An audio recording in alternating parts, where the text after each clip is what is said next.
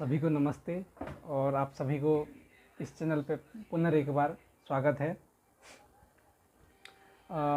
इस चैनल का main motive है कि हम आपको जो शिक्षा शास्त्र के रिलेटेड जो एंट्रेंस होने वाला है, शिक्षा शास्त्र कोर्स में प्रवेश हेतु प्रवेश परीक्षा जो होने वाली है, उसके अकॉर्डिंग जो भी आपको हेल्प या फिर कुछ कर सकें, हम जो भी क्वेरीज होंगे या फिर प्रॉब्लम्स होगा तो उसको हम सॉल्व करने की कोशिश करेंगे। और अभी इस वीडियो में मैं आपको जो उसका सिलेबस है, शिक्षा शास्त्री के लिए जो सिलेबस है CSU द्वारा जो प्रोवाइड है, CSU मतलब सेंट्रल संस्कृत यूनिवर्सिटी, केंद्रीय संस्कृत विश्वविद्यालय है, इसके द्वारा जो प्रोवाइड है, पिछले साल जो प्रोवाइड की गई सिलेबस है उसके अकॉर्डिंग मैं आपको सिलेबस डिस्क्राइब करूँगा आपके सामने। तो आप उसी हिसाब से, अभी तक कोई नया सिलेबस आया नहीं है तो आप उसी हिसाब से तैयारी चालू कर सकते हैं और शायद यही सिलेबस है जो इस साल भी यही सिलेबस होगा, तो आप इसके अकॉर्डिंग स्टार्ट कर सकते हैं। फिलहाल हम जो छात्र या फिर जो विद्यार्थी केंद्रीय संस्कृत विश्वविद्यालय में अपना शिक्षा शास्त्री में प्रवेश करना चाहते हैं, उनके लिए ये वीडियोस लाएंगे हम आगे जाकर भी। सिलेबस में जो भी होगा, कठिनाई आपको अनुभव होगी, जहाँ पर भी हम आपको हेल्प करने की कोशिश करेंगे। तो आपको जो भी क्वेरीज होंगे वो आप कमेंट बॉक्स में कमेंट कर सकते हैं और हम आपको आगे फिर अगले वीडियो में आपको क्वेरीज को हम सॉल्व करने की कोशिश करेंगे। तो फिलहाल जो शिक्षा शास्त्री का एग्ज़ाम है वो 2 भागों में बटा हुआ है। 100 मार्क का आएगा और माइनस मार्किंग भी है। माइनस मार्किंग कैसे है, मतलब एक अगर आप गलत करते हैं क्वेश्चन तो आपका 0.25 मार्क कटेंगे। तो उस हिसाब से आपको जो भी क्वेश्चन सही से आता है उसी क्वेश्चन को ही आपको एंट्रेंस टेस्ट में अटेंड करना है। जो नहीं आता है उसको आप छोड़ सकते हो। किसी किसी को लगता है कि ये गलती कर जाते हैं कि 0.25 ही कटेंगे, कुछ तुक्का लग जाएगा तो 1 मार्क आ जाएगा। तो ऐसी गलती मत करना, इस चक्कर में बहुत ज़्यादा मार्क कट जाते हैं और आपका जो रैंक है बहुत नीचे गिर सकता है। तो ये गलतियाँ आप आगे जाके मत दोहराना। फिलहाल आगे हम आपको बीच बीच में टाइम पर सिचुएशन के बेस्ड आपको गाइड करते रहेंगे। जो भी हमसे बन पड़ेगा आपको हेल्प करेंगे। तो सिलेबस पे आते हैं। तो सिलेबस 2 भागों में बटा हुआ है। 100 मार्क का क्वेश्चन आएंगे, उसमें से 25 मार्क जो है जनरल पेपर है, जो कि बाहर से आएंगे, सबके लिए कॉमन रहेगा। और जो 75 मार्क है, 75 मार्क्स, वो सब्जेक्ट स्पेसिफिक होंगे, जो कि आप जो जिस कोर्स में प्रवेश लेना चाहते हैं उससे रिलेटेड टॉपिक होंगे और वहाँ से क्वेश्चन आएंगे। तो आपको आगे मैं बताता हूँ। और जो भी सिलेबस है, कहाँ से आप वो पढ़ सकते हैं, कंटेंट आपको कहाँ से मिलेगा, कैसे मिलेगा, इस बारे में कुछ कोशिश करेंगे, कुछ आपको हेल्प हो जाए तो आप वहाँ से परस्यू कर सकते हैं। कुछ बुक्स होंगे, कुछ PDF होंगे, कोई यूट्यूब पे चैनल होगा तो आप वहाँ से जाके परस्यू कर सकते हैं उस टॉपिक को। तो आइए आगे एक्सप्लोर करते हैं थोड़ा सा जो सिलेबस है। उसमें 25 मार्क जो पहले जनरल वाले हैं, उसमें 25 मार्क में पिछले साल के अकॉर्डिंग जो सिलेबस है उसके अकॉर्डिंग ही बताऊँगा। पिछले साल कुछ इधर उधर से बहुत अंदर से दे दिया था, जिसकी वजह से सभी छात्र जो थे, एक आध को नहीं, सभी छात्रों को इसमें कठिनाई हुई थी और कटअप भी उसी बेस पे ही गया था। कम ही गया था, कम मार्क का कटअप गया था अपने इसमें भी, संस्थान केंद्रीय CSU में भी। तो आपको अगर कठिन आता है तो सबके लिए ही कठिन होगा, तो इसकी चिंता नहीं करना है। आपको जितना टाइम मिलता है, आप जितना चाह अच्छे से पढ़ सकते हैं, आप पढ़िए और तैयारी करिए अच्छे से। तो जो 25 मार्क का है सिलेबस आपको बताता हूँ अभी। उसमें पहला सेक्शन जो फर्स्ट है 25 मार्क का, उसमें सामान्य ज्ञानम मानसिक योग्यता था। मानसिक योग्यता मतलब कुछ रीजनिंग आएंगे। और सामान्य ज्ञान में आपको सामान्य ज्ञान से रिलेटेड सारी चीज़ें, उसमें इतिहास, नृत्य, राजधानी और देश विदेश, ये वगैरह वगैरह सब कुछ आएंगे। तो आपको क्या क्या है सिलेबस में उसमें बता देता हूँ मैं। भारतीय संस्कृति, इतिहास, संगीतम, क्रीड़ा, राज्यानि, भारतीय संविधानम, संस्कृत साहित्यम, साक्षरता, विज्ञानम, राजधानी, ऐतिहासिक स्थानानि, पुरस्काराः। पुरस्कार में क्रीड़ा से रिलेटेड पुरस्कार हैं, साहित्य से रिलेटेड पुरस्कार है, साहित्य अकादमी वगैरह उनसे रिलेटेड पुरस्कार हैं, सैन्य से रिलेटेड जो पुरस्कार है, उसके बाद विज्ञान क्षेत्र में जो रिलेटेड पुरस्कार हैं वो सब आएंगे। उसके बारे में आपको पढ़ना है।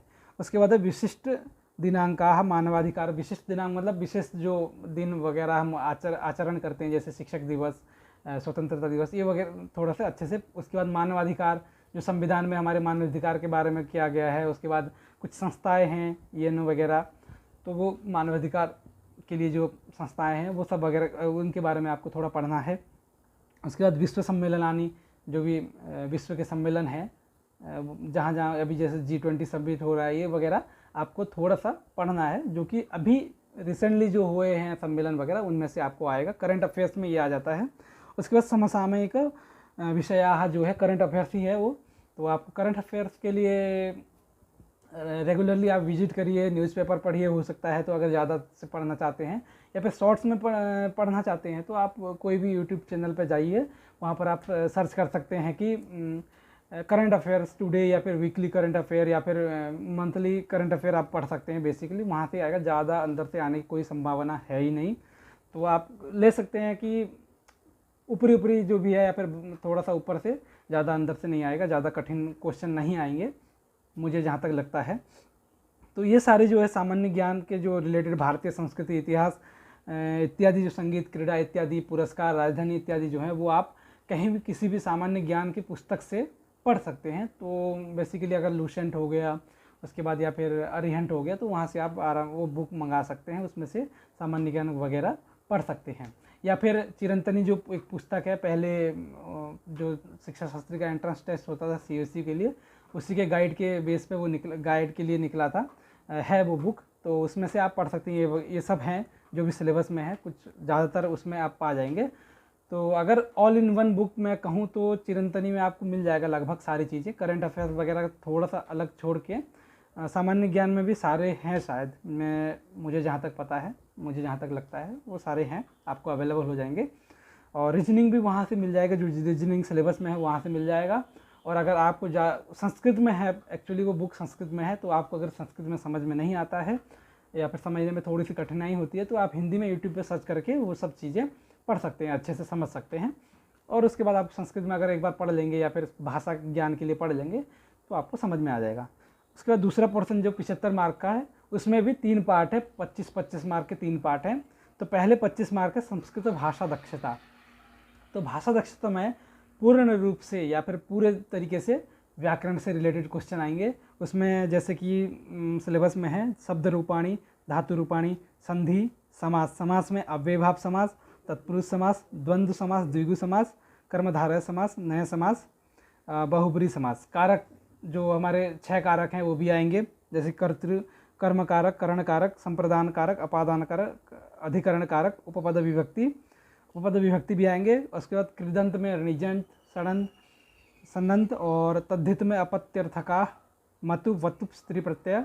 उसके बाद टाप, गीप, स्त्री प्रत्यय में आएंगे टाप, गीप, गीस। और वाच्य परिवर्तन करने के लिए आएंगे कर्तृवाच्य, कर्मवाच्य, भाववाच्य।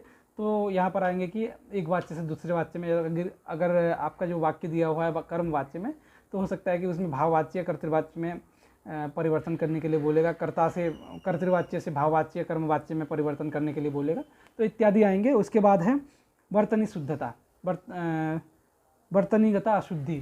तो जो एक सेंटेंस आएगा वर्तनीगत अशुद्धि में क्या होगा, एक सेंटेंस देंगे वो या फिर एक शब्द देंगे, तो सेंटेंस में उसमें पूछ लेंगे कि वाक्य को शुद्ध करो या फिर शुद्ध वाक्य लिखो या फिर अशुद्धि कहाँ पर हुई है, ये सब देखने के लिए। और अगर कुछ शब्द आते हैं तो उसमें बोलेंगे कि इसका विलोम क्या होगा, या फिर शुद्ध शब्द क्या होगा, या फिर लिंग पूछ लेंगे, पुल्लिंग, स्त्रीलिंग या नपुंसक लिंग में ये सारे किस वचन में है, ये सब पूछे जाएंगे। ये सब आपको व्याकरण की बुक से मिल जाएगा। लघु सिद्धांत कौमुदी में शब्द रूप और धातु रूप के लिए आप ऑनलाइन या फिर मोबाइल में एप्लीकेशन डाउनलोड कर सकते हैं, शब्द रूप या धातु रूप प्ले स्टोर में मिल जाएगा। और नहीं तो एक अष्टाध्यायी.com करके भी एक एप्लीकेशन ही है ये, तो आप प्ले स्टोर पर अवेलेबल है, वहाँ से डाउनलोड कर सकते हैं। उसमें मिल जाएगा आपको शब्द रूप, धातु रूप, पूरी व्याकरण उसमें मिल जाएगी। अगर आप गहन से पढ़ना चाहते हैं या फिर बेसिक से पढ़ना चाहते हैं भी पढ़ सकते हैं। या फिर एक बुक है लघु सिद्धांत कौमुदी, तो आप वहाँ से भी पढ़ सकते हैं। उस बुक में थोड़ा सा संस्कृत में उसको अच्छे से पढ़ना पड़ेगा, और या फिर उसकी हिंदी व्याख्या भी है, तो आप वो भी मंगा सकते हैं, वो बुक पढ़ सकते हैं। और कहीं ऑनलाइन आपको क्लास भी मिल जाएंगे, और होगा तो हमसे हम आगे आके आपको इस विषय में टॉपिक में कुछ बेसिक नॉलेज हम आपको देने की कोशिश करेंगे। जहाँ पर क्वेरी होगी हम क्वेरी रिलेटेड सॉल्यूशन देने की कोशिश करेंगे। ये हो गया व्याकरण से रिलेटेड 25 मार्क का। उसके बाद अगला 25 मार्क आएगा संस्कृत साहित्य से। भाषा दक्षता में व्याकरण आ गया, और बाकी जो संस्कृत का ज्ञान है वो संस्कृत साहित्य का है। उसमें संस्कृत साहित्य का इतिहास, रामायणम, महाभारतम, महाकाव्यानि, कवि, नाटकम, गद्यम, पद्यम, चंपू, आधुनिक रचना, रचनाकारश्च। तो ये सारे आपको चिरंतनी बुक में मिल जाएंगे।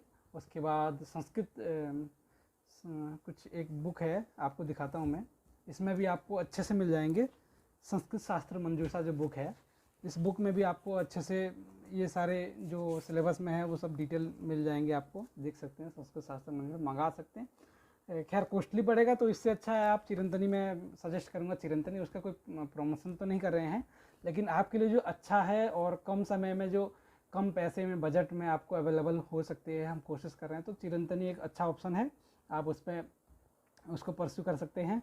तो संस्कृत साहित्य से रिलेटेड जो 25 नंबर के जो क्वेश्चन है यहाँ से आएंगे।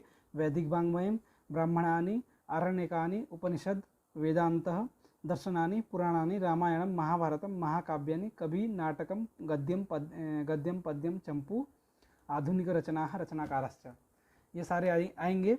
तो उसमें जो जैसे कि है पुराण, रामायण, महाभारत, इसमें से कुछ थोड़े से कम आएंगे, मतलब अंदर से नहीं आएंगे। वैदिक वाङ्मय थोड़े से अच्छे से पढ़ना पड़ेगा आपको, और महाकाव्य, कवि, नाटक, ये इनको थोड़ा सा अच्छे से आपको पढ़ना पड़ेगा, जो कि हर बार यहाँ से क्वेश्चन आते ही हैं और अच्छे खासे क्वेश्चन आते हैं। इनके बारे में आपको मतलब पढ़ो और अच्छे से तैयारी करो। उसके बाद अगला जो पोर्शन है, लास्ट जो है, शिक्षणाभिरुचि, ये पूरी तरह से रिलेटेड है। आगे जो आप पढ़ेंगे शिक्षा शास्त्री कोर्स में, वो सब उसके लिए पूरा ये जिम्मेदार है। ये जो सिलेबस, ये जो 25 मार्क है उसमें से आएंगे, जिसमें कि शिक्षा उद्देश्यम, शिक्षक गुणाः, शिक्षण सिद्धांता, अनुशासनम, शिक्षणाभिवृत्ति, कक्षा प्रबंधनम, शिक्षक भूमिका, शिक्षणोद्देश्यानि, प्राचीन शिक्षा, ये सारे हैं जो आपको पेडागोजी, जो इंग्लिश में पेडागोजी बोलते हैं, शिक्षा शास्त्र जो है उससे रिलेटेड आएंगे। आप ये इंग्लिश में, हिंदी में भी पढ़ सकते हैं, और जो चिरंतनी बुक है उसमें भी ये है अच्छे से, और यूट्यूब से भी देख सकते हैं, पर वहाँ पर आप इंग्लिश या संस्कृत हिंदी में पढ़ेंगे। थोड़ा सा परेशानी क्या होती है, अनुवाद में परेशानी हो जाती है, तो वहाँ कुछ अलग शब्द हैं और यहाँ संस्कृत में क्वेश्चन में अलग शब्द आएंगे। तो अच्छा ये है कि आप चिरंतनी से थोड़ा सा पढ़ें, और उसमें जितना अच्छे से पढ़ लें, और बाहर से अगर आपको कहीं से सोर्स मिलता है या फिर हमें कुछ सोर्स मिलते हैं तो आपको हम अवेलेबल करवाएंगे, जहाँ से आपको हमें ज़्यादा ज़रूरी लगेंगे, और जहाँ पर आपको प्रॉब्लम होगी वहाँ पर हम आपको हेल्प करेंगे। और ये सारे यहाँ से मिल जाएंगे। उसके बाद शिक्षा मनोविज्ञानम, शिक्षा इतिहास। तो शिक्षा का जो इतिहास है, हमारे भारतीय शिक्षा का जो इतिहास है, प्राचीन काल से लेकर आधुनिक अभी तक के जो इतिहास है, वो सब आपको थोड़ा सा बेसिक कुछ आयोग आए, कुछ शिक्षा नीति आए, उनके बारे में आप नेट पे सर्च करिए। और हम भी इसके बारे में नोट ज़रूर अवेलेबल करवाएंगे। हमारे पास हमने नोट तैयार करेंगे और आपको अवेलेबल करवाएंगे। आपके इसमें हेल्प हम पूरी तरह से करेंगे, इसमें चिंता करने की कोई बात नहीं है। इसका शिक्षा मनोविज्ञानम जो है एक पुस्तक है, आप पढ़ सकते हैं। ये डॉक्टर लोकमान्य मिश्र जी का है, आधुनिकम शिक्षा मनोविज्ञानम। तो आप यहाँ पर शिक्षा मनोविज्ञान पढ़ सकते हैं, या फिर अगर ये संस्कृत में है, अगर कोई हिंदी में पढ़ना चाहता है तो आप वहाँ पर सर्च कर सकते हैं, कहीं भी इग्नू के वेबसाइट से, या फिर NS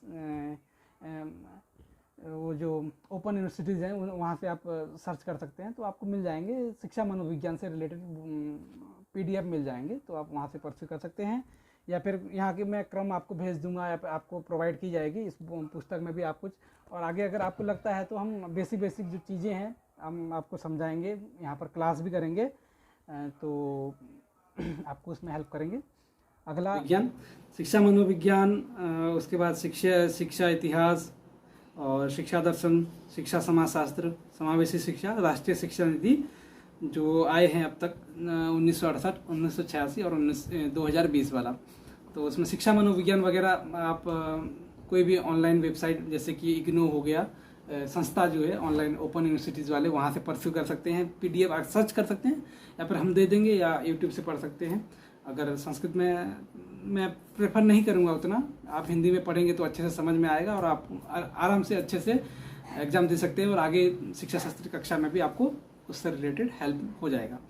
शिक्षा दर्शन भी आप ऑनलाइन पढ़ लीजिए, या फिर हम PDF दे देंगे आपको आगे जाकर। कोई भी आप इनके बारे में आगे समावेशी शिक्षा हुआ, शिक्षा दर्शन हुआ, शिक्षा समाजशास्त्र, शिक्षा मनोविज्ञान, ये जो 4 टॉपिक हैं आप सर्च मारिए ओपन यूनिवर्सिटीज़ में आप सर्च करिए। ओपन यूनिवर्सिटी जो है इग्नू हो गया, LP हो गया,